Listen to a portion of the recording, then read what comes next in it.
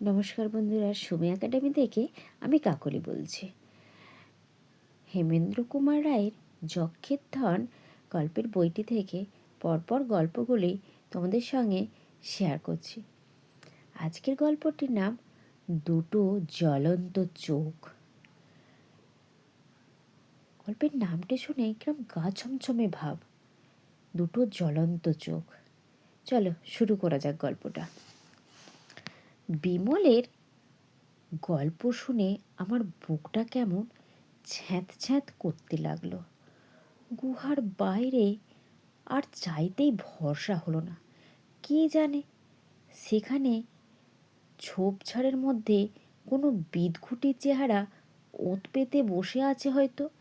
আমার মুখের ভাব দেখে বিমল হেসে বললে, ও কি হে কুমার, তোমার ভয় করছে নাকি? তা একটু একটু করছে বই কি। এই না বললে তুমি ভূত মানো না? আগে মানতাম না, কিন্তু এখন আর মানি না বলে মনে হচ্ছে না। ভয় কি কুমার?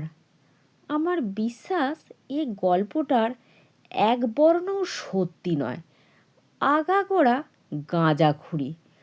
ভূতের গল্প মাত্রই রূপকথা, পাছে লোকে বিশ্বাস না করে তাই তাকে সত্যি বলে আসর জমানো হয়। কিন্তু তবুও আমার মন মানল না। বিমলকে কিছুতেই আমার কাজ ছাড়া হতে দিলুম না। ভয়ের চোটে রামহরির রান্না, রাম পাখির মিষ্টি মাংস পর্যন্ত তেমন তাড়িয়ে খেতে পারলুম না। গুহার বাইরের দিকে বিমল অনেকগুলো সরল কাঠ ছড়িয়ে আগুন জ্বেলে বললে, কোনো জীবজন্তু আর আগুন পেরিয়ে এগিয়ে আসতে পারবে না। তোমরা দুজনে এখন ঘুমো, আমি জেগে পাহারা দিই। আমার পর কুমারের পালা, তারপর রামহরির। ছাতকের ডাকবাংলোর সেই ব্যাপারের পর থেকে রোজ রাত্রেই আমরা এমনি পালা করে পাহারা দিই। আমি আর রামহরি গায়ে লেপ মুড়ি দিয়ে শুয়ে পড়ল। মাঝরাত্রে বিমল আমাকে ঠেলে তুলে বললে, কুমার এইবার তোমার পালা। শীতের রাত্রে লেপ ছাড়তে কি স্বাদ যায়, বিশেষ করে এই বনে জঙ্গলে পাহাড়ে পর্বতে। কিন্তু তবুও উঠতে হলো, কী করি, উপায় তো আর নেই। গুহার সামনে আগুন নিভে আসছিল, কখনো খানকর্তক কাঠ তাতে ফেলে দিয়ে কোলের উপরে বন্দুকটা নিয়ে দেয়াল ঠেসে বসলুম। চাঁদ সেদিন মাঝরাত্রের আগেই অস্ত্র গিয়েছিল। বাইরে ঘুটঘুট করছে অন্ধকার।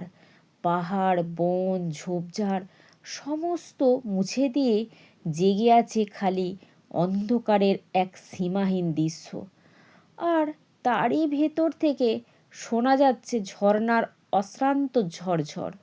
শত শত গাছের একটানা মর্মর, লক্ষ লক্ষ ঝিঝির একঘেয়ে ঝিঝি। হঠাৎ আর একরকম শব্দ শুনলাম, ঠিক যেন কতগুলো আঁতুড়ের শিশু কাঁদছে। টিয়ে টিয়ে টিয়ে। আমার বুকটা ধড়ফড় করে উঠল। এই নিশুতি রাতে এমন বনবাদারে এতগুলো মানুষের শিশু এলো কোত্থেকে? একে আজ বিশ্রী একটা ভূতের গল্প শুনেছি, তার উপর গহন বনের এক থমথমে অন্ধকার রাত্রি, তার উপরে আবার এই বেয়ারা চিৎকার। মনের ভিতরে জেগে উঠল যত সব অসম্ভব কথা। আবার সেই অদ্ভুত কাঁদুনি। আমার মনে হলো এ অঞ্চলের যত ভূত পেতনি বাসা ছেড়ে চড়তে বেরিয়ে গেছে, আর বাপ মায়ের দেখা না পেয়ে ভুতুড়ে খোকারা একসঙ্গে জুড়ে দিয়েছে কান্নার কনসার্ট।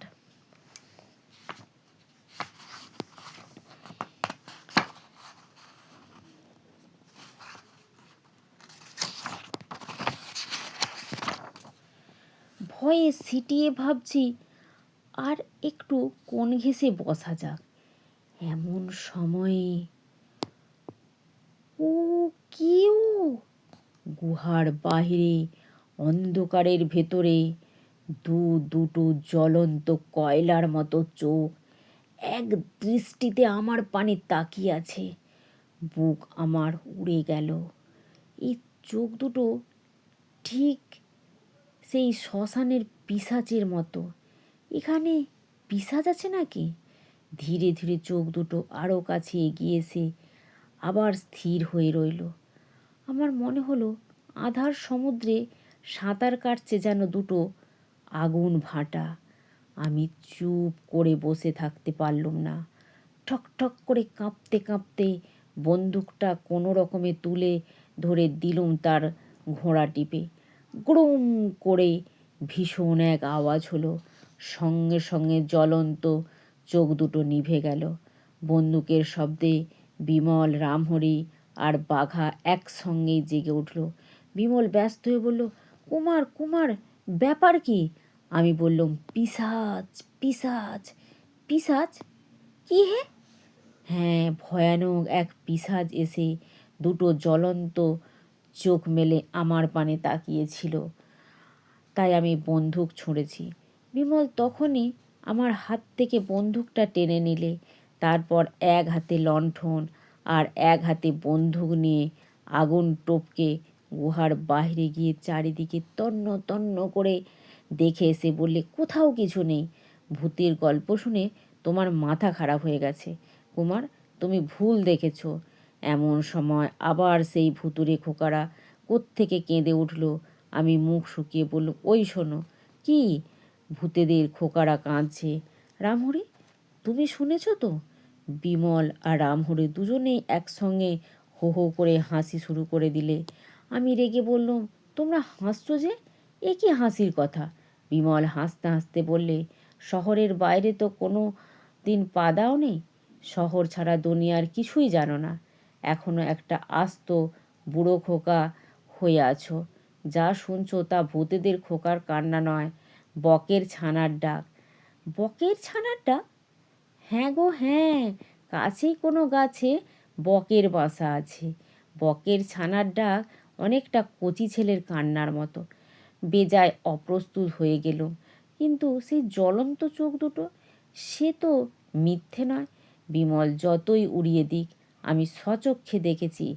আর আমি যে ভুল দেখিনি তা দিব্যি গেলে বলতে পারি।